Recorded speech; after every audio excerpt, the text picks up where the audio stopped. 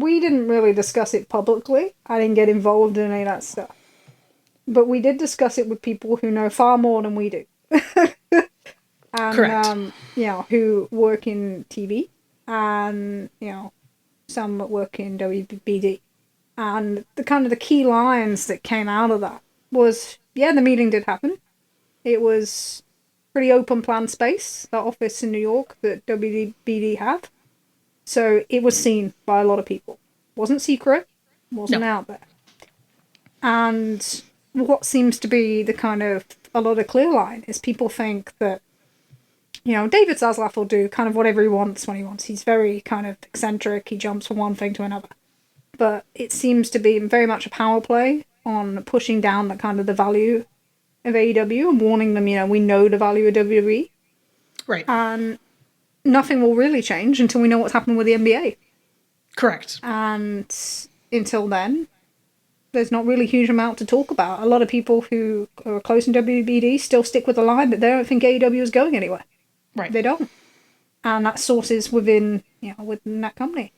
And I thought what was really interesting was, and we spotted this quite quickly. So that meeting came out and there was, I think his camp was linking that they'd signed with WBD, which has been refuted by multiple people since. Yes. But we know that, Triple H took the week off after Survivor Series to be in LA for meetings. And that wasn't with WBD. We can kind of establish that now. Yes. And we know, and I can use this because I've got permission to, that they were still negotiating with Amazon at exactly that same time. Right. So that idea that it was a done deal, but why, if it was a done deal, why were they then going back to Amazon? And we know they were.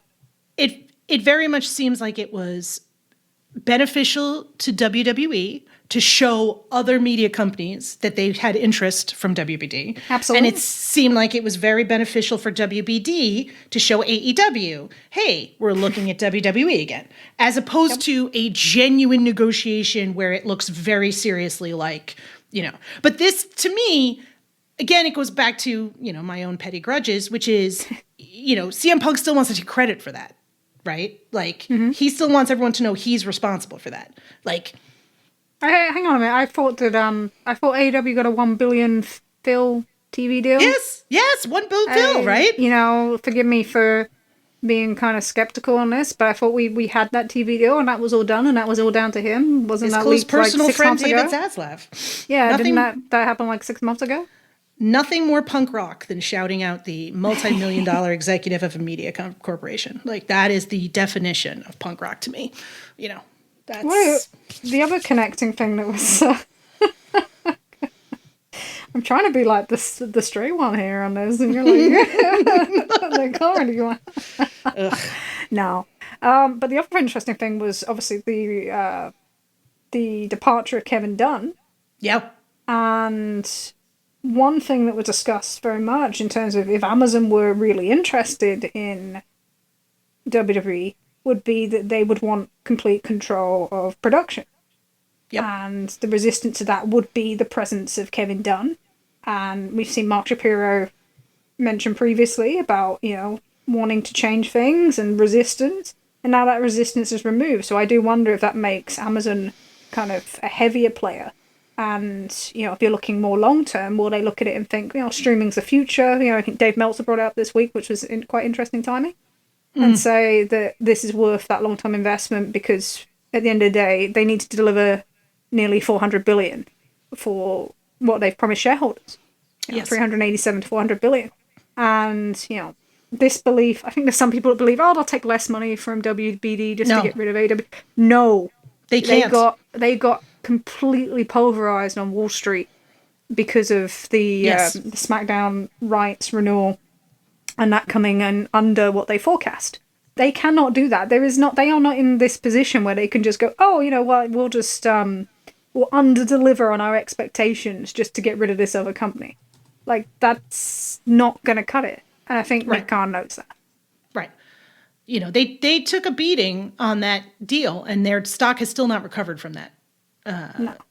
And it's, I think it will be, assuming, one of the things that I've thought since the idea of Amazon came into play is it's going to be an interesting test case to see what being on a streaming service does for a big wrestling promotion like WWE, right? Like, and obviously the ratings and everything else, we wouldn't get that. But like, is there as much of a series of buzz around Raw if it's streaming on Amazon as there is now when it's on USA?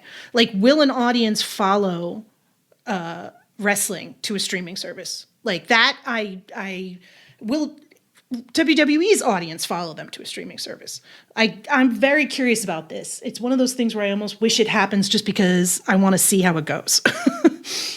Especially in the position they're in currently, where they are kind of still losing, especially for Raw. We're starting to see kind of loss in 50 plus, but a lot of growth in 18 to 34. So you would think that this is the prime kind of period for that sort of transition in terms of setup and being able for them to follow across. Especially, it's probably far more applicable now than it was 5-10 years ago, at least. Right. And we are seeing NFL numbers kind of creep up. They're not on the same level of cable, but how many years? Where's that kind of middle point, that meeting point, and is that within the kind of the 5-year duration that they're probably hoping to get for this deal? Well, and as you hinted, they kind of want to start dealing with this. They want this deal to happen relatively soon because, as you said, they started their big numbers last year around this time. Mm-hmm. So if they're not capable of matching them, if The Rock isn't going to be there, if they can't keep these numbers up, they're going to start seeing a year-over-year decline, which is probably unfair to a degree given how outrageously good their year, like in comparison to the decline overall of cable, which is always an important statistic to include when you're talking about year-over-year ratings data. I try to say that 5 times fast.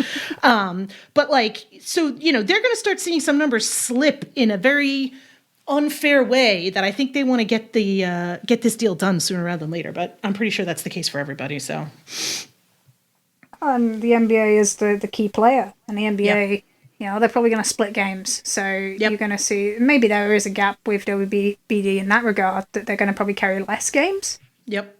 But you're going to have the in-season tournament as a separate kind of proposition as well. So there's kind of a lot of NBA kind of rights to go around. But until that's done, I just don't foresee it. And it's funny, we had all that talk about things being kind of imminent. And when have we got... They just put out when they put out their quarter 4. I think that'll be next month, won't it? Put out their quarter 4 next month? Yeah.